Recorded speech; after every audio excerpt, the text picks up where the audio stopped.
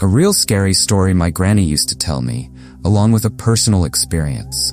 Let me start this off by saying I ain't too knowledgeable about Reddit or most websites as a whole. I'm not much of a computer guy, but my nephew is a bit younger than myself, and he told me this story should get posted somewhere, help me format this and whatnot. Anyhow, I wanted to share a story that my mamaw, or granny if you prefer, used to tell me to scare the hell out of me. When I was real young and even dumber than I am now, I used to believe just about everything my granny would tell me, and she told me a whole lot of stuff that she probably ought not to have. She was a real religious kind of woman, and she loved to try to scare me and my sister with stories of devils and demons and other evil things to make us be good and behave, but she always told this one story that didn't fit with the others. Funny thing is, I've never heard this story nowhere but from her, so it might do well to post it online to let others hear it. Anyhow, she used to swear up and down that there was some sort of devil or other nasty thing that could disguise itself as someone else. She said it wasn't too good at it though, and you could always tell something was off. Now, my nephew told me about skinwalkers and the like, and he said this might be a bit similar, but there are some pretty big differences, I think. Firstly, my granny said that whatever this thing was, it weren't human in the slightest. Wasn't some sort of witch or nothing, just something else entirely. She told me she didn't know what it really looked like either, under that disguise and all. She told me that after her second husband died, about 2 weeks after the funeral, she got a knock at her door in the middle of the night in the dead of winter during a nasty snowstorm. She said she opened that door and there stood Hoyt, her second husband.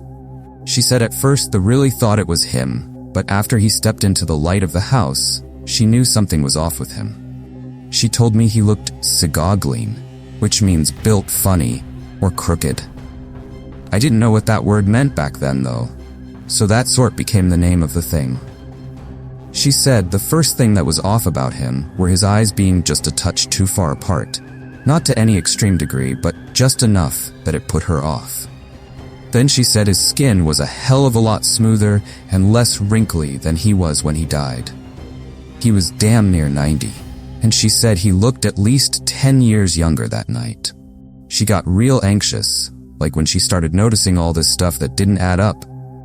And add to that the fact that she buried him 2 weeks before, and she started panicking real hard. She said Hoyt reached up with both his hands and started telling her, "Don't worry, honey." But his voice wasn't right either. She said it sounded like it hurt him to talk, like there was a groaning just behind his voice, and his lips didn't match up neither. She told my brother and me that it started to look more like someone put on a bad mask of Hoyt and was wearing it around. She says she'd never been scared in her whole life, so she started pushing him and hitting on him with both her fists. And that woman was feisty as hell, so I'm sure she did some damage. She said his skin was cold when his hands touched her, but it was cold that night and snowing hard, so I guess that makes sense. After she beat on him a little, the thing stepped back and started making noises she ain't ever heard before. She said it was like a low growl or a moan, and compared it to a heavy old door opening real slow like. She'd always try and make the noise herself and get all choked up. Anyhow, she shut the door on the thing and she said it just stood there for about an hour before it walked back into the woods. She lived in a holler about 20 miles from any town, and her neighbors were all snowed in like her, so she couldn't call for help. Said she was the scariest she'd ever been that night.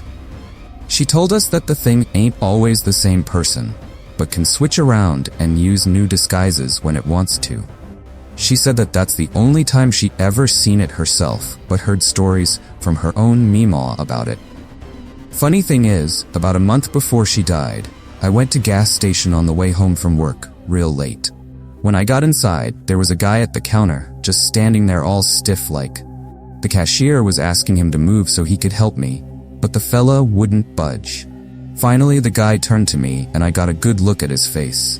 His skin was all rubbery and fake looking, and I couldn't really tell which was his eyes were facing since they almost looked like two marbles, all dry and not wet like a normal eyeball. After I paid for my gas, The guy followed me out without saying as much as a word. It made me real uncomfortable, but at first, I thought it was someone down on their luck. But when I climbed back in my truck, I looked over to him and asked him if he needed help. He looked at me with those dry-looking eyes and said, "All good," with that same creaky voice my granny used to tell us about. Told her that story in the hospital the next night, and she put her finger on my forehead and said, "Now you've seen it too." And I felt real strange about it. Maybe that guy at the gas station was the Sagoglin like my granny said, but he won't be dressed up as Hoyt that night, so who knows? Anyhow, I hope you liked this little story. Always gave me the heebie-jeebies, and maybe this is a good time to tell others about it. Unexplainable Halloween night for me and my siblings. It all happened about 13 years ago. I was about 14 years old, and I will always remember that late evening. A bit of context first. We are 8 siblings, 4 girls, 4 boys, raised only by mom. Dad walked out on us a few years prior to the event I am about to tell. We grew up quite modest. Mom was the only breadwinner. We didn't have a lot, and we were living in a rental that was just a bathroom, a small hallway, a living room that doubled as a bedroom for the girls and mom, and a kitchen that also doubled as bedroom for the boys. Anyway, we were a content Christian family. It was the 31st of October, and we were only 7 at home. My oldest sister was out, and mom was at work. Me being the second one, I was in charge. It was about 7 p.m., and we were all in the living room minding our business. Some of us were playing with some toys. I was painting, a few were watching TV, and it was quite peaceful, just waiting for mom to come home. Suddenly, my younger brother said, "Hey guys, do you hear that?" We turned the TV volume down and listened, Grace. From across the hallway that were connecting the 2 main rooms, we could all clearly hear a repetitive, high-pitched banging. It was just as like someone was repeatedly hitting a spoon on a cup. We all stood frozen. It went on for a few minutes, and then we stopped. All bundled up together, we slowly crept out way to the kitchen.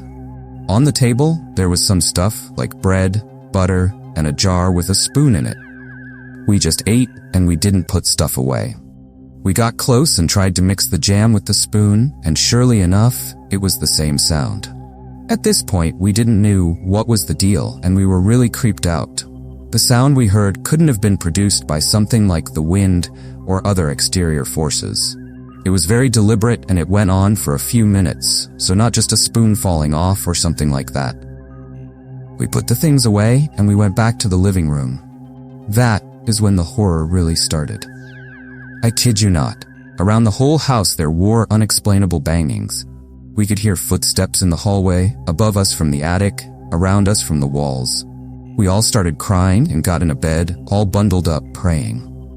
It all went like this for a few minutes, and suddenly, we heard the house door open. It was Mom. She'd just come back from work. And it all stopped.